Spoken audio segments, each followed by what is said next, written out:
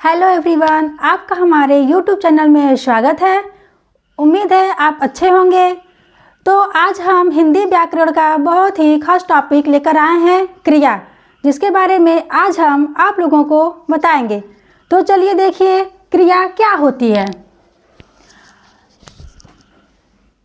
क्रिया यानी कि ऐसा शब्द जिससे हमें पता चले कि कोई कार्य हो रहा है, यानी कि जहाँ भी कोई कार्य हो वो है क्रिया।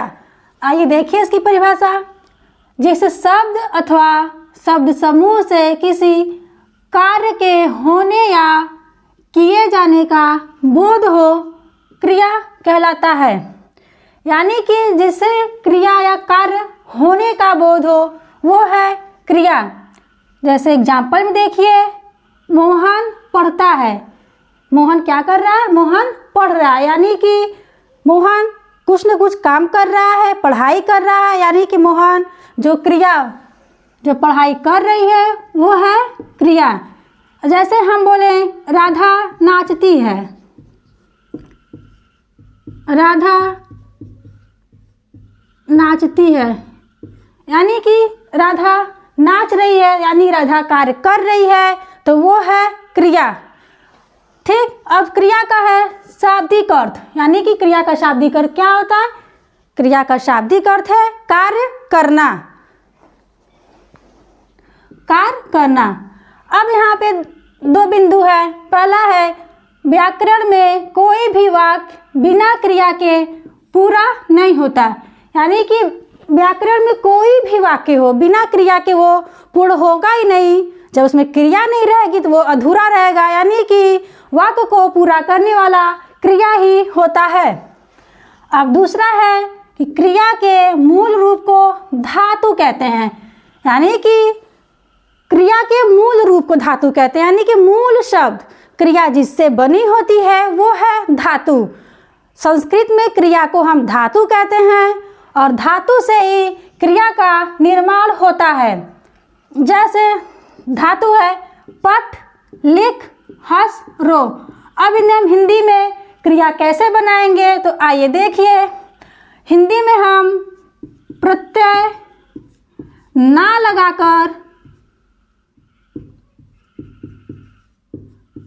लगाकर धातु से क्रिया बनाते हैं। धातु से क्रिया बनाते हैं। जैसे देखिए पठ है, पठ धातु है और इसमें हम ना लगा देंगे तो ये हो जाएगा पढ़ना। हंस, लिख में हम ना लगाएंगे तो हो जाएगा लिखना। हंस में ना प्रत्यय लगाएंगे हो जाएगा हंसना। रो में ना प्रत्यय लगाएंगे तो हो जाएगा रोना। इसी प्रकार क्रिया का निर्माण किया जाएगा, यानी कि क्रिया के मूल रूप को हम धातु कहते हैं। ठीक, उम्मीद है समझ में आया होगा। आइए अब देखते हैं क्रिया के प्रकार। क्रिया कितने प्रकार की होती है? क्रिया मुख्यतः दो प्रकार की होती है, एक कर्म के आधार पर और दूसरा है रचना के आधार पर। तो पहले हम देखेंगे कर्म के आधार पर क्या है। और एक चीज, क्रिया विकारी शब्द है। ठीक, और यहाँ पे आइए, कर्म के आधार पर क्रिया दो प्रकार की होती है। पहला है सकर्मक क्रिया और दूसरा है अकर्मक क्रिया। अब सकर्मक क्या है? सकर्मक, यानी कि कर्म के साथ उसमें कर्म हो वो है सकर्मक। कैसे? आइए देखिए। यानी कि जिस वाक्य में कर्ता पर कर्म का प्रभाव न पड़, क्रिया का कर्म कर्ता पर प्रभाव न पड़कर कर्म पर पड़े वो है सकर्मक, यानी कि क्रिया का प्रभाव कर्म पर पड़ता है। और अकर्मक, यानी कि जिसमें कर्म ना हो, बिना कर्म के वाक्य, वो है अकर्मक क्रिया, यानी कि क्रिया का प्रभाव कर्ता पर पड़ता है, उसमें कर्म नहीं होता है। आइए एग्जाम्पल देखते हैं। पहले सकर्मक का, जैसे राम आम खाता है तो राम यहाँ पर हो जाएगा कर्ता, आम है कर्म और खाता है क्रिया। अब आप कहेंगे कि क्रिया का प्रभाव कर्म पर कैसे पड़ रहा है, तो राम आम खाता है। राम क्या खाता है, तो आप कहेंगे आम खाता है। तो हम वाक्य में क्या से क्वेश्चन करेंगे, तो अगर जवाब आता है तो वो है सकर्मक, और जवाब नहीं आता है तो वो है अकर्मक क्रिया। यानी कि राम आम खाता है, तो हम यहाँ करेंगे कि क्या, राम क्या खाता है, तो आप कहेंगे आम। यानी कि क्रिया का प्रभाव कर्म पर पड़ता है, तो वो है सकर्मक क्रिया। और दूसरा है अकर्मक, यानी कि क्रिया का प्रभाव डायरेक्ट कर्ता पर पड़ता है, उसमें कर्म नहीं होता है। जैसे राजा जाता है, अगर इसमें हम क्या से प्रश्न करेंगे कि क्या जाता है, तो कुछ नहीं मिला, क्या जाता है, राम जाता है। तो बस यहाँ पे कर्म नहीं है, तो ये अकर्मक क्रिया होगी। कर्म के आधार पर दो, सकर्मक और अकर्मक। अब दूसरा देखिए, रचना के आधार पर क्रिया के कितने भेद हैं। तो रचना के आधार पर क्रिया को 5 भागों में बांटा गया है। पहला है सामान्य क्रिया, दूसरा है संयुक्त क्रिया, तीसरा है नाम धातु क्रिया, चौथा है प्रेरणार्थक क्रिया, और पांचवा है पूर्वकालिक क्रिया। आइए देखें सामान्य क्रिया क्या है। यानी कि वाक्य में केवल एक क्रिया हो तो वो है सामान्य क्रिया। वाक्य में केवल एक क्रिया हो तो वो सामान्य क्रिया कहलाएगा। जैसे आप देखिए, मोहन ने पत्र लिखा, ये साधारण सा वाक्य है और केवल एक क्रिया है लिखना, यानी मोहन ने पत्र लिखा, ठीक। और संयुक्त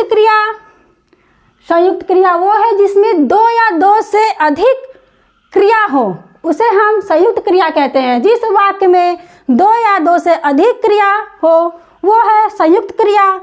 जैसे तुम बाजार चले जाओ, यहाँ पे 2 क्रिया है, गाड़ी चल पड़ी 2 क्रिया है, तो ये हो गया संयुक्त क्रिया।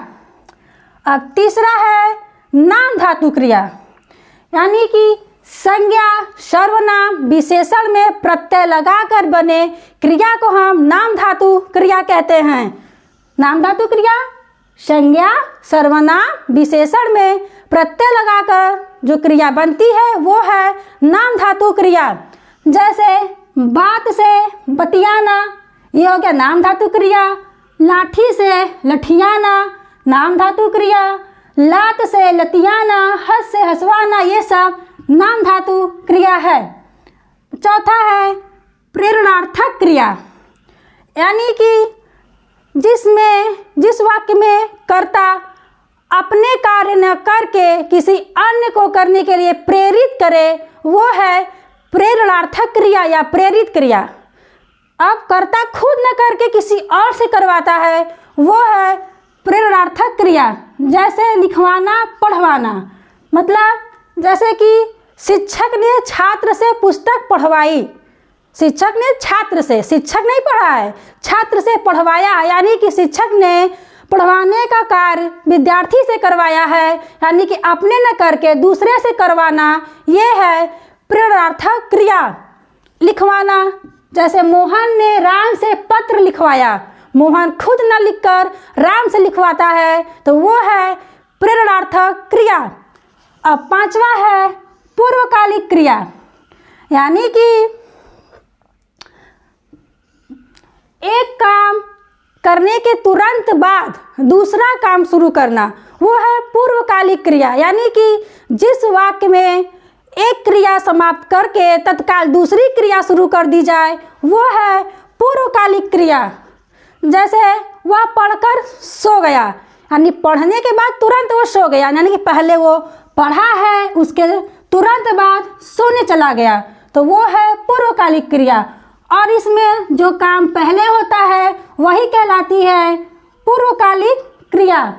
जैसे राम अखबार पढ़कर नहाने चला गया, अखबार पढ़कर नहाने, तो यानी जो अखबार पढ़ा है वो हो जाएगी पूर्वकालिक क्रिया, यानी कि जो पहले क्रिया होगी वो होगी पूर्वकालिक क्रिया। ठीक, उम्मीद है आपको आज की वीडियो समझ में आई होगी। So thank you.